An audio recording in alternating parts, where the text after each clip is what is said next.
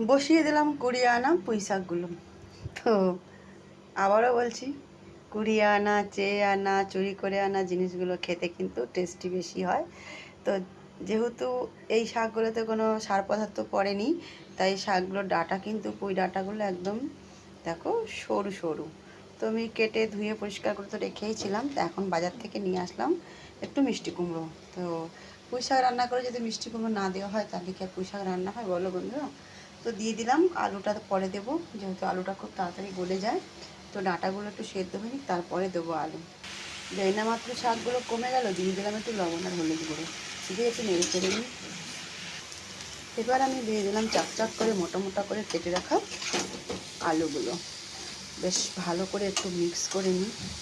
সত্যি দেশি পুঁই শাকগুলো দেখে আমার আর লোভ সামলাম না। আমার কিন্তু অ্যাকচুয়ালি পুঁই শাক খাওয়া মানা, কিন্তু আমি আর লোভ সামলাতে পারলাম না এত কচি কচি দেখে আর এত সুন্দর মাঠে দেখে। তো নিয়ে চলে আসলাম। যাই হোক, জানি না কেমন হবে খেতে। আমি অনেক দিন মানে অনেক বছর হয়ে গেছে পুঁই শাক রান্না করি না, খাই না বলে তাই। তো সেদিনকে দেখে আর পারলাম না, নিয়ে চলেই আসলাম।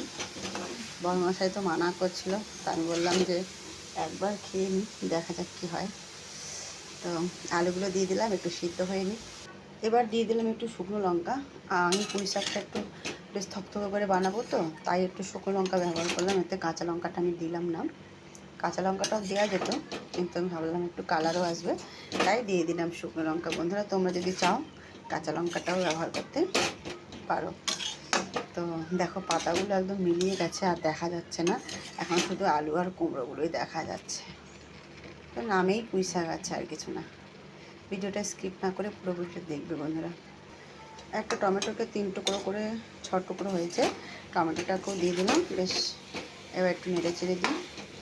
অনেকটা প্রায় সেদ্ধ হয়ে গেছে। অনেক সময় আমরা না চাইতে অনেক কাজ করে ফেলি, আর অনেক সময় আমরা না চাইতে অনেক কিছু খেয়ে ফেলি। আমরা হচ্ছি মানুষ, মানুষ প্রজাতি, তাই না? তো যাই হোক, টমেটোটা একটু সেদ্ধ হয়ে নি, সব কিছু ভালোভাবে সেদ্ধ হয়ে গেছে। এইবার একটু হালকা দিয়ে দিলাম চিনি। এইরকম তরকারিতে যদি একটু চিনি না দেওয়া হয় তাহলে কিন্তু তরকারির টেস্টটা বাড়ে না। একটু হালকা চিনি দিলে তরকারির টেস্টটা বাড়ে। আর এটা চিনি দিয়েছি, বড়মশাইকে বলা যাবে না, বললে আর খাবে না। ওনার সামনে দেওয়া যায় না চিনি, লুকিয়ে লুকিয়ে দিতে হয়।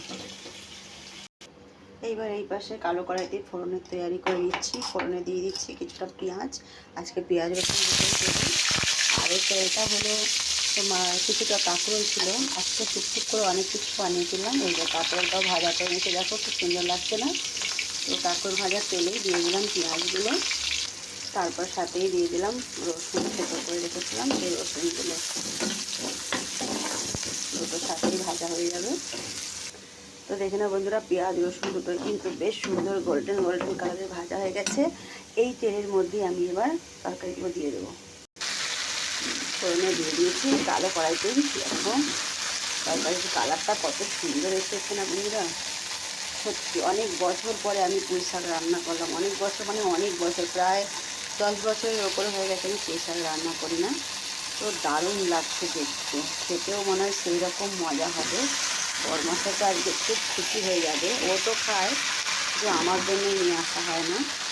তো দারুণ মজার তরকারিটা রান্না হয়েছে, তোমরা অবশ্যই বলবে। আর যদি ভালো লেগে থাকে রেসিপিটা শেয়ার করতে ভুলবে না, ছোট্ট করে লাইক কমেন্ট করে দেবে। মোটামুটি পুরোভাবে হয়ে গেল,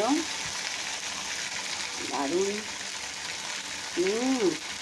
খুব টেস্টি হয়েছে। তাহলে আজকে এই তরকারি রেসিপি এই পর্যন্ত রইল। টাটা, বাই বাই, সবাই ভালো থেকো, সুস্থ থেকো। ধন্যবাদ সবাইকে।